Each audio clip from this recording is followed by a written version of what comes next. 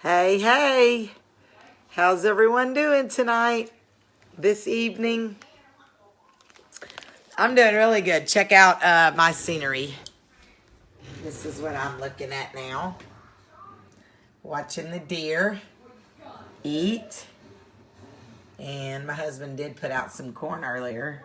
We don't lure them up to hunt them. We lure them up so they don't starve to death in the winter. We've actually never hunted here at our own place. Look at her.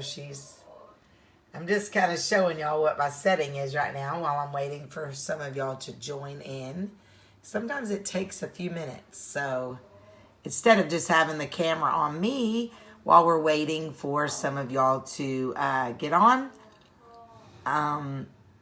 then I figured I'd just kind of show y'all my setting right now. I've got another deer right there. Look at her. She's right there in the middle. Check her out. Right there outside my window. This one's got a dirty face. See her? She doesn't even care. She just wants to eat some of that bird seed that was down there. So I'm just showing y'all my setting. I'll get started here in just a minute. This is kind of where I'm sitting right now. And I just have a word that I would like to tell moms tonight. Actually, everyone. And I will turn the camera around in just a minute or two. Hey, Debbie. I'm just kind of showing y'all my setting while I'm waiting for some of y'all to come on. Check out my kids' trampoline.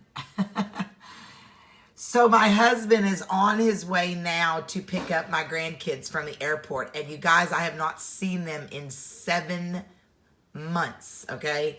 Mind you, look at this baby. Oh, look at it. Mind you,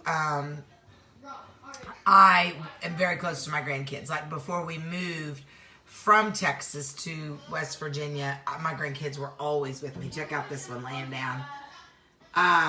Yes, I'm going to tell y'all about it in just a minute, Patty, how I got here and what I'm doing here and my journey with my son. This message is for all of you, but it's really especially for the moms. So if you get on here and you're a mom, stay with me. I'm not going to drag it out. I just want to show y'all kind of my setting. And once we get 10 on, then I will turn the camera around and we will, see, here's my setting. We're at 7 now. Here's my setting now. Out my sunroom. They call it a Florida room. I just kind of always called it a sunroom. I don't know why they would call it a Florida because that's far from Florida. But okay, we got 8. Hey, Sylvia. Y'all stick with me because I got just something on my heart. You know when they say we're in our feelings? Well, I kind of, I just wanted to share something with y'all. Now people are dropping off. There's only 6. Okay, well, I'm going to go ahead and turn the camera around because I'm not going to. And yes, y'all, I am in my Sunday dress. Actually, we were home today for a snow day again.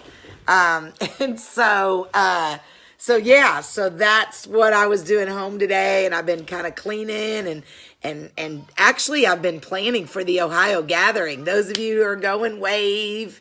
Yeah, buddy, man, it's going to be good. We have a inmate support gathering in Akron, Ohio. Hey, Emily.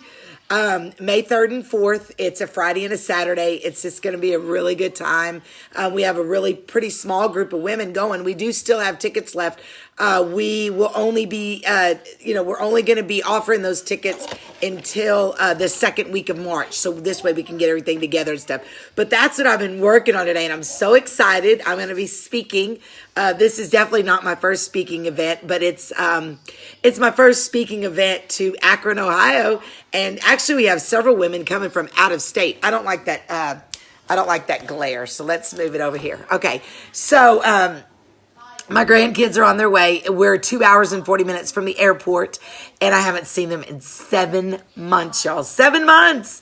So it's been a long time. It's been way too long. My grandkids, when my granddaughter was born, her and my son are the same age. They're both 9. My son's about to be 10. He's about to be 10 in a few days, and then my granddaughter will be 10 this summer. I was 40 when I had him, and my daughter was, no, Misty, you're not late at all. I have not started. you want to hear this too, especially if you're a mom, okay, of the incarcerated. So I wanted to just kind of tell y'all, I just had this on my heart today because we're planning the Akron, Ohio, okay, and I've been kind of going through and praying and really seeing thank you, Emily. I'm just like, you can't even imagine it after 5.5 years. You really can't. It's like, it's just crazy. So I want to back up, okay? I know that I'm specifically talking to a mom. Is that my cat? Sorry, y'all. I have a crazy cat. Moms. Misty, I'm so glad you caught us, okay? Because I just have it on my heart today. So I want the moms, I want everybody to stay on here though, because I promise you something I'm going to say is going to spark something in everyone that's watching. But the moms, okay? I want the moms. Raise your hands. Can you raise your hands? If you don't want to, it's okay. But those of you who don't mind, raise your hand, put an emoji, something that you're a mom of the incarcerated. Because I want to talk to you specifically right now, okay? When my son was arrested, it was 2013. It's been a long time. I was numb. And when I say numb, I know moms can understand it. I don't even know. His dad had been in and out for 30-something years, had put us through nothing but hell. But I loved him, and he loved me, and it was a crazy relationship. But I stuck it, not together, but I stuck it out as beside him, as family, until the end, okay? So I'll just tell y'all that right now. So I have been a prison wife too, on the prison wife side. I have an amazing husband now. I want to make that clear. We weren't together until the day he died, but we were together, if that makes sense. Mike and I, my son's dad, we met when we were 13 and 18. And when he died, we were 44 and 49. So all those years, okay, I went through pure hell with him. There wasn't Facebook. There wasn't Twitter. There wasn't JPay. There wasn't any kind of video visit, nothing. If you wanted to see your loved one, you had to drive to see them. If you wanted to send them a card or a message, it had to be snail mail. We had nothing like that.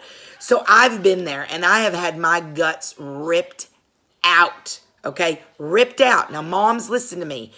As a prison wife, but as a prison mom,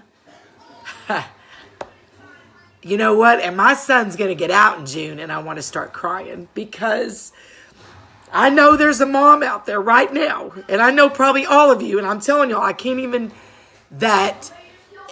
you know what? That's why the book that's coming out soon of all the stories of moms who have incarcerated sons,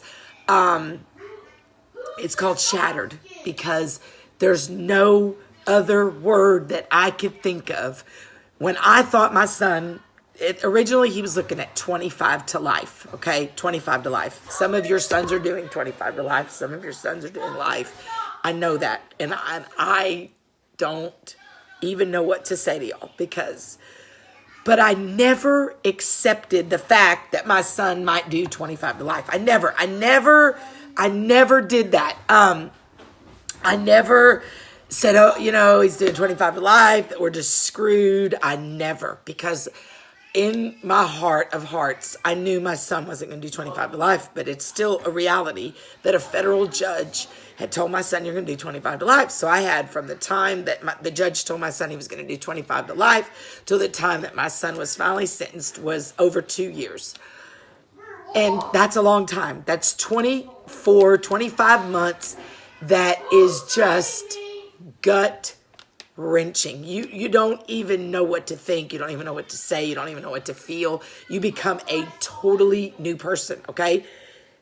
Now, saying that, my son got sentenced 2 years after that, but I want to back up to that time, because when they're in county jail and you don't know what they're looking at, and even when you first know, I've been looking at pictures the last few days, pictures of over the past 5.5 years, and my son progressively actually got better. But you go to these visits and you take these pictures and everybody's smiling.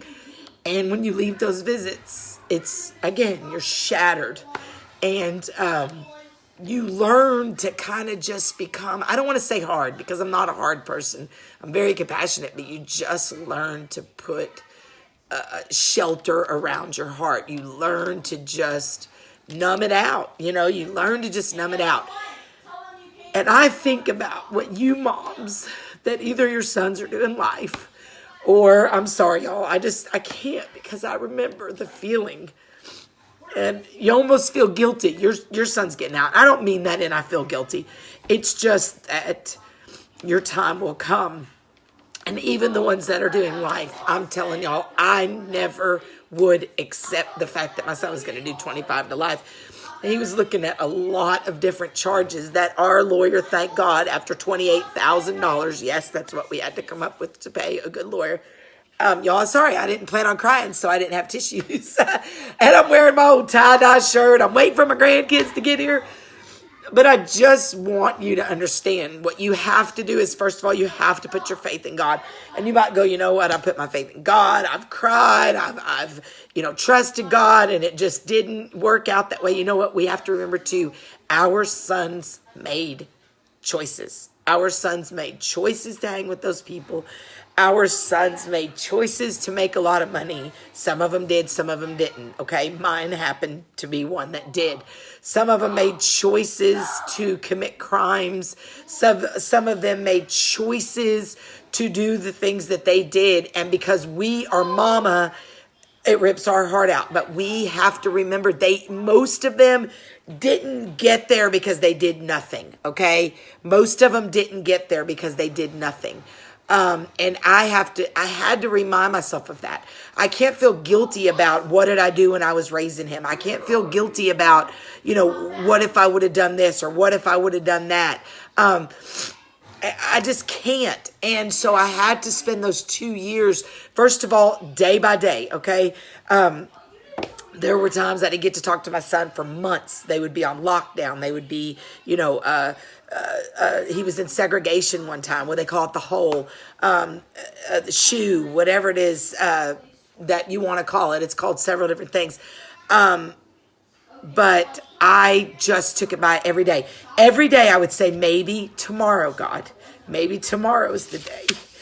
And I remember laying in the shower day after day after day, because I have 2 small kids, and it's really not fair to our younger kids for every single day for us to not be able to drag ourselves out of bed.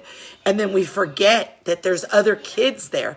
And at the time, my younger kids are 9 and 14 now, and he's been gone, 5.5 years. So they were young. And I couldn't do that to them. So I would lay in the shower day after day after day, begging God to please hear us today, and telling him, though, I knew he heard us, and I knew that he was going to come in his timing. I wasn't like, oh, God, please do this, and I'll do this. Never will I compromise with God, because I knew it was in God's timing. And what's really crazy is I look back now and I find letters that my son wrote me early on, and he's like, Mom, if it would end up like this, and he'd line it all out, and then we could get this charge dropped and get this lowered and get this taken off and get this, then, and the way that he would say it in these letters, I'm reading them now, is exactly how God lined it out for him. Exactly. It couldn't have been any different. It couldn't have been any different. He's going to serve. And it ended up about the way that he asked God to. I'm not saying just because we ask God to do something, that he's going to do it the way we want it. But I think if we ask God, God, your will, but protect them, lead them, guide them, Lord, please. This isn't the end for my son, or for, maybe they're in there and they're touching someone in there. Maybe they're leading a class. Maybe they're learning a trade. Maybe they're learning how to be a dad. Maybe they're learning how to be a husband. Maybe they're learning how to have patience. Maybe this is all the things my son learned that my son wasn't doing when he went in. He was, drinking lean. He was a good guy, never touched his woman. She's waited the whole time, 5.5 years, and she's got an amazing career. So I can't say if they waited or they didn't wait, it was wrong, or if it was right. But I could say maybe they needed God to say, wait, it's not time. It's not time. So my son, it wound up, my son's going to serve when he gets done, close to 6 years. He is going to be able to go to the halfway house in June. Just the thought of him getting out in June is unbelievable. But I want to back up and I want to tell y'all how I got to this place, okay? Place here, okay? I'm from Texas. This is not Texas, as you can see, the mountains back there, the deer, the snow. I'm a Texas girl, okay? But I developed high blood pressure from all of this, and I gained a lot of weight. No, I'm not blaming it on that. I'm taking these comments off. But I'm telling y'all, I was a disaster waiting to happen because I was so sad. As you moms and even you wives know, y'all, I can't keep that there. Y'all see my little laundry back there. There's not much, but I was so sad.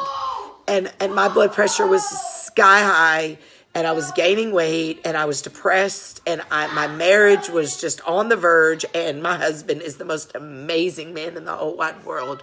And I was going to lose it because my son's dad, his biological dad, that I dealt with this incarceration for many, many years with, died only 2 months and a few days after my son was arrested.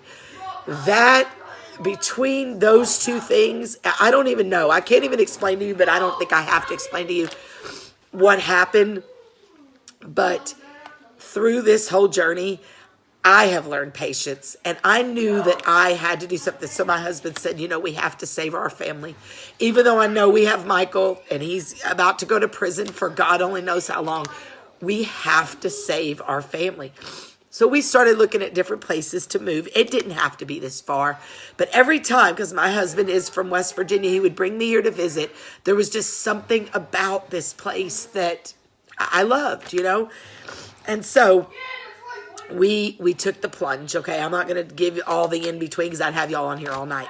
But we took the plunge and we moved 1,200 miles away from my son, my grandson, my mom, my sisters, everything, okay? And people go, why would you do that? God is why I did that, because I'm here. My blood pressure is pretty maintained. I'm still pretty chubby, but you know what? I'm happy and I'm calm. And I learned through mainly those first 2 years how to be patient and how to wait for God. And how to go, God, it wasn't today. I said that day after day, after day, after day, after day, after day, after hundreds of days. I said, God, today wasn't the day, but I thank you because maybe tomorrow will be. And I would say that every day, and every day would come. That doesn't mean your heart won't be broken. It doesn't mean you won't be devastated, but look at the positive way that you can change. Look at what you can do with this. So I'm here in the Appalachian Mountains. It's like another culture here, y'all. It's like being literally in another country. And that's not a good or a bad. But we have a ministry now that we feed very, very hungry West Virginians. And we partnered with Feed America. And my husband and I, we go out with a crew of people and we feed. And I know God has me here for that reason. Our children are in school here. I'm a substitute teacher. I'm seeing the inside of Appalachian schools. And when I say that, you do your research. You do the research. If you're interested in that, you guys, it's God needed me here and my husband here. And these kids needed me here. And I'm not just saying my 2 kids. I'm talking about these teenagers that I mentor. I mentor teenage girls at the middle school. I substitute. I found a silver lining in something that was so devastating. Do you know, I've told some of y'all my story. I lost my teacher certification for several years over some BS that wasn't even the way that it was, okay? But I got that degree back in the day when I thought that's when I was going to use it. I taught for a few years. I wasn't able to use it anymore. I went on and I did some other things. That was 20 years ago. Here I am 20 years later, back in the middle school, back in the high school, back in the elementary school. I would have never in a billion years. Imagine this. So all I'm saying to you is look and seek what God is showing you with this. Don't just look at this. It is what it is right now. It is the way that it is, and you have to accept it. You know, moms go, I can't accept it. I can't do it. You have to do it. There's no other choice. I want to tell y'all a really quick, and a little quick story. My mom was really, really depressed years and years and years ago. She was really young. I think I was like really young when this happened. And she would call her friend, I'm so depressed. I just want to die. I just want to die. So her friend says, come on, I'm gonna take you. We're gonna go for a ride. And she thought, we're gonna go for a ride. He's my friend. They go to the Brooklyn Bridge, and he looks at her and he says, okay, get out. She's like, what do you mean get out? And he says, get out of the car. And she says, what do you mean get out of the car? And he says, you're so depressed, constantly get out, because you have two choices. You could jump off the Brooklyn Bridge. And let me make it clear, I'm not telling anyone to jump off the Brooklyn Bridge. But he said that. And she goes, or you could get back in the car with me, pull yourself together, be there for your kids, which was myself and my sister, and get it together. Well, needless to say, my mom moved from Texas to New York. From New York to Texas. That was when I was like 4 or 5 years old. And that was what God had planned for her then. Okay. Did I ever think God would ever take me from Texas to West Virginia? Everything I ever knew? Absolutely not. But let God move in your life. And you might go, well, how do I know? How do you don't know? How do you don't know? We have to stop going, well, that was Satan. We do things and then we go, that was Satan. No, you chose to do that. You chose to go out and whatever it was, drink and drive, and you got a DUI. That wasn't Satan. That was a choice that we made, that the adversary used to defeat us. But you know what? I didn't let it defeat me. And you can't let it defeat you. Because I'm sitting here today. My son's about to get out in 3 months. I honestly can't believe it. I've watched thousands of women and men over the last 5 years, loved one get out. And I just always thought, wow, how cool. You hear about things happening to people and you just feel like, well, that's not going to happen to me. It's happening to me. And it's going to happen to you. And even if your loved one's doing life, I'm seeing people get out that are doing life. Laws are changing. Governors are saying, wait a minute, this was harsh punishment. So fight for your loved one and do what you got to do. But for you moms out there fighting every day just to get up, you've got to get up. You've got to show up. You've got to say, God, I need you to use me today. I need you to show me today, God. I need you to help me today, God. And if it isn't today, it's tomorrow. And if it isn't tomorrow, it's the next day. That's why every program that you hear of always says 1 day at a time, 1 day at a time. Take 1 day at a time, okay?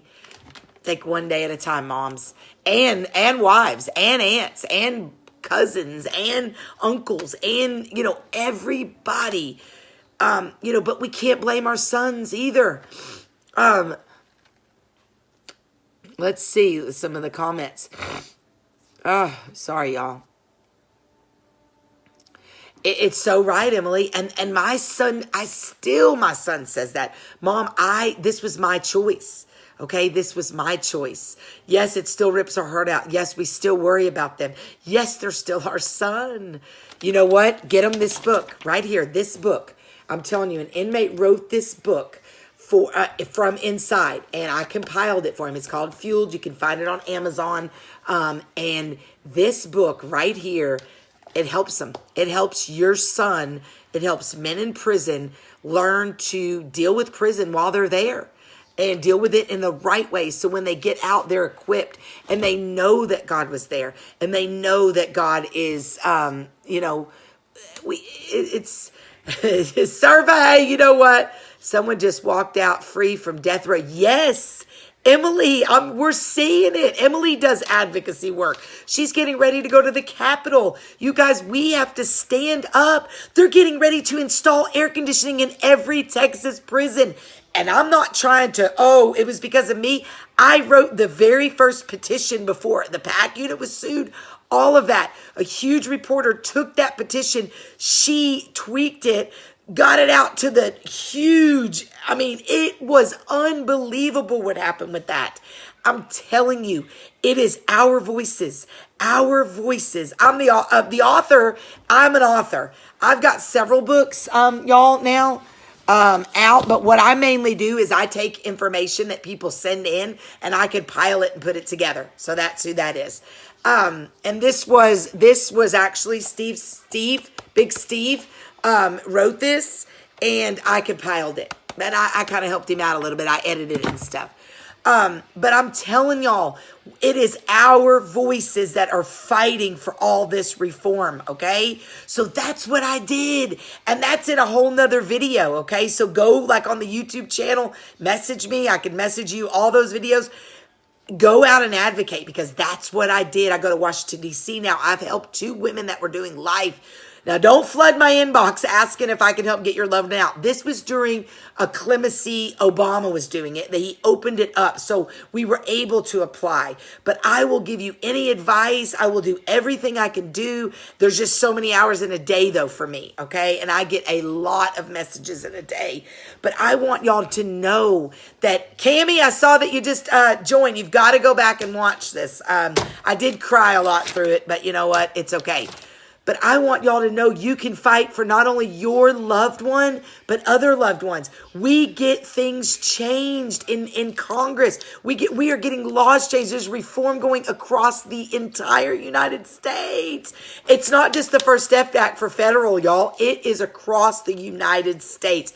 And let me tell y'all, for those of you that want to learn how to fight, join your state page. They're all fighting.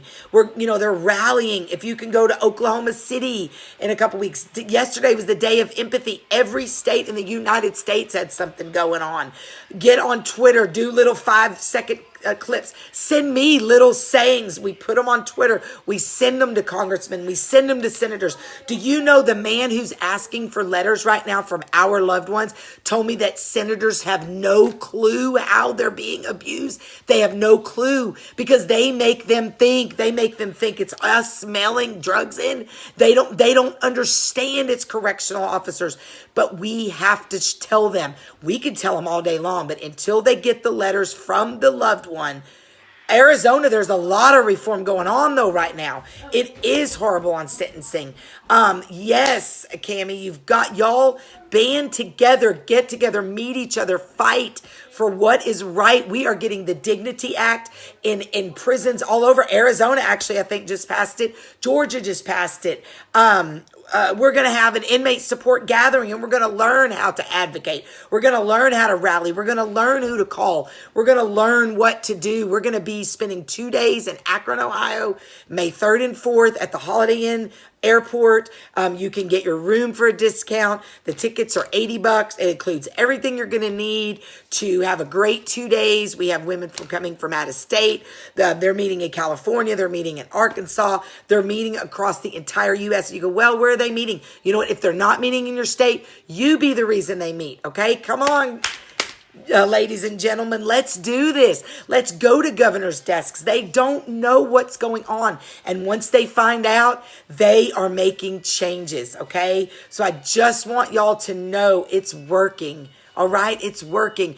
And I want one more thing. I do watch parties with Stephen Furtick, and Cammie joins me every week. You guys, it is life changing. It is life changing. I'm usually on about 9:45, 10 o'clock Eastern time. I go on again. We get 3 or 4 people. Come on, let's join these watch parties. They are amazing. It's Stephen Furtick, and he's talking about what we can do to, be strong for ourselves, okay? So I'm telling y'all these things because I am passionate about it. And instead of laying in bed, yes, the first year or 2, I laid in bed. I went to a mental facility for 4 days, 5 days during those first 2 years of my sons. But then I pulled my pants up and I said, no, you can't have my son, Satan. You can't have him. And you know what? From that day forward, everything has worked out the way it's supposed to work out. But you know what? I have to do my part too. I have to, and I'm not preaching to y'all, but I'm just telling y'all like it is. I read constantly. I have to do my part too. I have Bibles everywhere. I have reading material everywhere. I have, books everywhere. I have to do my part too. I can't just pray for a miracle and sit back like this and wait for it to happen. I have to do my part. I have to get out there and I have to fight for people and I have to help people and I have to write to people. And you know what? Maybe your passion is something else, but do it. We were put on this earth to do it. Everything else, y'all, is going to be dust in the wind. But the legacy, and I'm not saying the legacy we leave as a person. I'm saying the seeds that we plant. Don't even say a legacy. The seeds that we plant.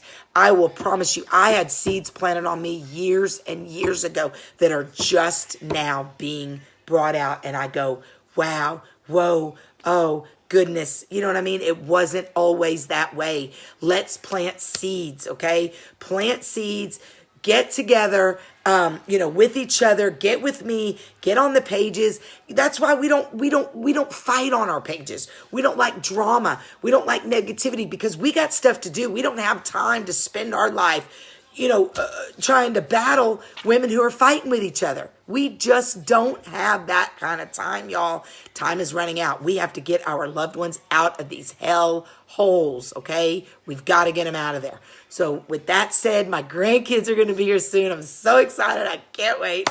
And I'm just so thankful for each and every one of you. Yes, Emily, Cammie, get together. Y'all will love each other. I love me some Cammie and Emily. I'm telling you, you two are both on my, a list of women that I regularly, and Randy, where's Randy been? I need to message her. Yes, J.D. Rutherford. There's so many. And that's why I share so many articles. And Topeka Sams, look her up. She was a federal inmate and she's the reason she's with Cut 50. Look up Cut 50. And I don't advertise, but these are advocate groups. So these can be advertised.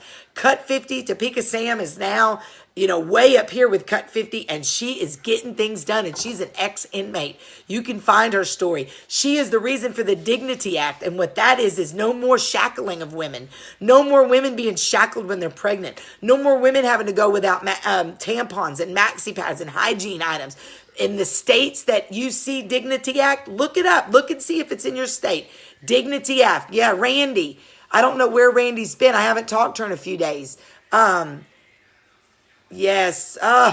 I couldn't imagine, Misty. I haven't seen mine in 7 months and it's been, oh my goodness, it's been so hard. But I'll see them in June and then I'll also see them in July and they'll come stay with me for about a month in the summer. So I'm good, but I'm going to be praying for you to be able to see yours and don't give up. No matter who you are, don't give up. That's the main thing. Okay. So we're all in this together. And I love each and every one of y'all. I really and truly do. And I thank each and every one of y'all. Yes. Yeah, get Randy on here. I'll message her too. Never give up, man. If you were on here tonight, there was a reason. And you've got to get your sword out. And that's in Ephesians. It tells us we've got to fight the adversary. It's on my cover page right now. It says the devil's not going to come to us in a red face and red horns. He's going to come to us in everything that he knows will destroy us. If we're gamblers, he's going to come to us through gambling. If we're drinkers, he's going to come to us through alcohol. If we're drug addicts, he's going to come to us through drugs. If if we're sexual, addicts, he's going to come to us through pornographic stuff on the internet. If he is going to come to us in places that are guilt, shame, anger, the things that aren't of God and that we shouldn't feel, that's where he's going to come to us. So when you get any of those feelings, you say, you know what? You're not going to do this to me. You're not going to do this to me. I will have blood pressure problems the rest of my life. But you know what? I've got it it's at a level now. So they say, maybe I won't. Maybe if I lost some more weight, I wouldn't have it. But I'm okay because you know what? I prayed that gone. And people go, oh, well, you're being a little bit, radical. No, I'm not. Because it took months and months and months of having faith. And again, it's maintained. It's not gone. And I'm not trying to say, but I've seen miracles in my own life. And they happen, okay? They happen. So for that mother or that wife or like I said, that daughter or that sister, that aunt, that uncle, that cousin, that whatever you are, grandparent, just have faith and go one day at a time, okay? One day at a time. That's all you can do, and have faith. Okay, that's what I did. And if you missed this, please go back and watch it from the beginning. Okay, y'all have a great night, and as always, peace out.